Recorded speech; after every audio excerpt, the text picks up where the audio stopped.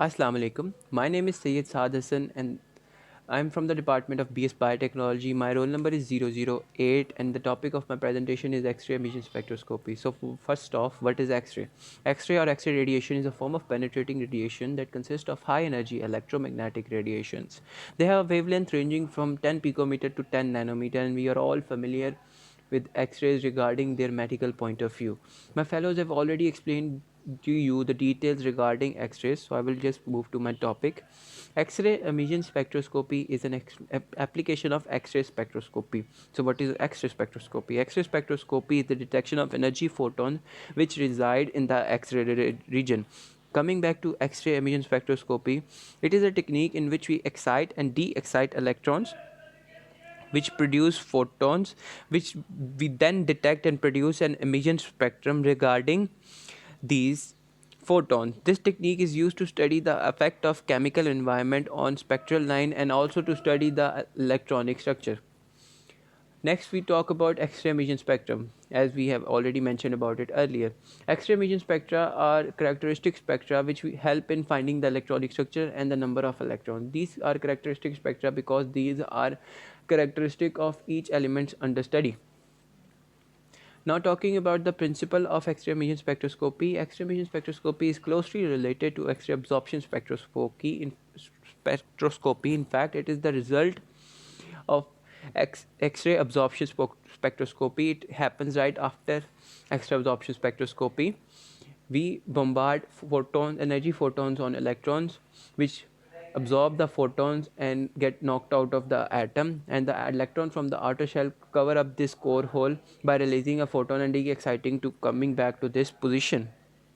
The first sequence in this is X-ray absorption spectroscopy, and then when the electron de-excite and releases photon, that is X-ray emission spectroscopy, which is best explained in the figure that is shown here. So let's talk about the history. My fellows have already explained to you uh, uh, proper history regarding X-ray spectroscopy. So I will just briefly talk about the history of X-ray emission spectroscopy. The first experiment regarding X-ray emission spectroscopy was performed by Lind and Lundquist in 1924. At first, they used electrons to produce the line spectra of sulfur and get the electronic structure of sulfur. Later, two scientists named Koster and Juvestan used photons instead of electrons to produce the line spectrum, and they came across an artifact. Now, what is an artifact? Artifact is an unknown anomaly that has yet to be discovered, which motivated other scientists as well and led them to use X-ray instead of electrons to study this phenomena and also to study the electronic structure. So before high energy electron X-ray beams were discovered, these X-ray emission spectroscopy was only used to study the small molecules, but later after the discovery of high energy X-rays, it started helping in studying the structure of higher atomic number atoms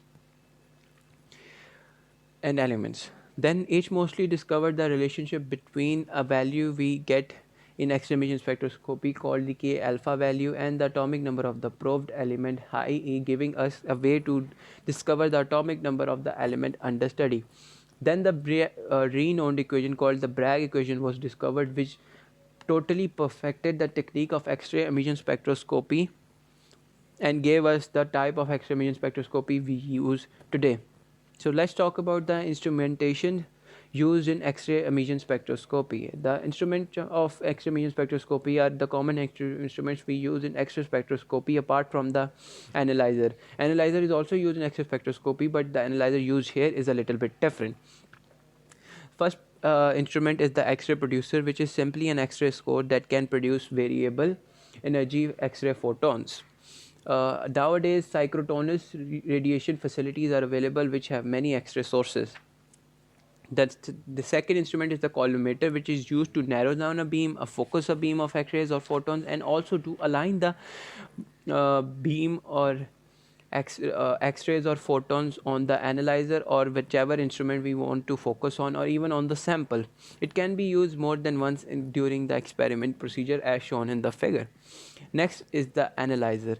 Analyzer detects the photons that were emitted by the sample. It tells us about the sample under study. It tells about the electronic structure and the elements in the sample under study.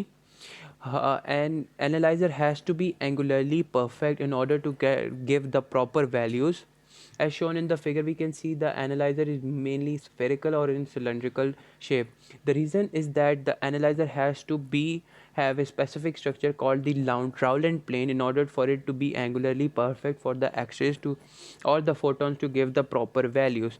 This Rowland plane creates angles that are acceptable by the Bragg's angles, which we calculate using the Bragg's equation. The last instrument is the detector, which is a simple X-ray or photon detector which simply detects the intensity of the incident X-rays. Now finally we come to the most interesting topic of my presentation, which is the working of X-ray emission spectroscopy. This technique is based on exciting and de-exciting of electrons. In this, X-rays are bombarded which knock off an electron and another electron from the same atom from the outer shell takes its position. The X-ray photons have to have the energy more than the ionization potential of the electron in the atom. This energy is dependent and calculated depending upon the atomic shell we are focusing on, the atomic shell being K, L, M, etc. If the energy of photon is equal to the ionization energy of the specific shell, then we get the spectral series of that specific cell. If the energy is more than the ionization potential of the specific cell, then their electrons get knocked out, leaving a core hole, and another electron from the outer shell of the same atom de-excites, releasing a photon and taking its place. This released photon is then detected and analyzed, giving us the proper spectrum regarding the released photon and from the specific shell it was released from, and also gives information about the electronic structure. In main studies, mainly K shell is bombarded with and the photons are emitted, regarding that, and the values we get are K alpha values and K beta radiation values as shown in the figure. If we talk about the second graph in the figure, the K beta and K beta 1 3, it shows that the spike in that shows that if we take the photo in the next slide, show that the as shown from the M3 and the M2 shell, K beta 1 and K beta 3 electrons have come to take the position of the core hole. In this way, we have deduced that the M3 and the M2 shell of the atom was the last shell of the sample under study, and then in this way we can conclude the value of the electronic structure regarding that, and the numbers 1 2 3 show the electronic spin of that specific atom, showing that how sensitive the values of X-ray emission spectroscopy can be. And in this way we can calculate the outer shell and the inner shell and deduce the proper electronic structure of the sample under study. This technique has certain drawbacks. The energy of X-ray photon has to be highly specific, if the energy change occurs, the whole experiment changes. I.e., if the energy is less, it won't get absorbed and the experiment won't get carried out. If the energy is same, it will only produce the spectral series, and if an energy exceeds to a certain amount, it can knock off an electron from another shell. Hence it is very energy specific, and sometimes when the electron de-excite in heavier items like heavy metals, the electron de-excites and releases a photon, and this photon helps another electron and gets this specific photon gets absorbed by that electrons and gets internally converted in the atom and releases another electron instead of releasing a photon. This electron is called an Auger electron, and this effect is known as Auger effect. This disrupts the proper study of heavier atom, and works have been done in order to reduce the effect of Auger effect or help us use the Auger electron instead of the emitted photon to do the proper studies. Now, if we talk about the type of X-ray emission spectroscopy, there are three types of X-ray emission spectroscopy. Non-resonant X-ray emission spectroscopy, which is used to detect for small atoms. Resonant X-ray emission spectroscopy is used to detect the Wallace-to-Core ratio of heavier atom, and it can also be used to get the 3D structure of atoms. Soft X-rays are just simply used for simple electronic structure of the elements under studies. By soft X-rays we mean that lower energy X-rays are used.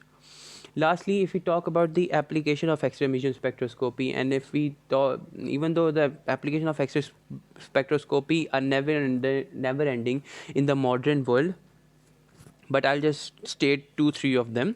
As stated earlier, it is used to study the electronic structure, and we can easily study the electronic structure of any sample under study, as I've already explained the technique regarding that.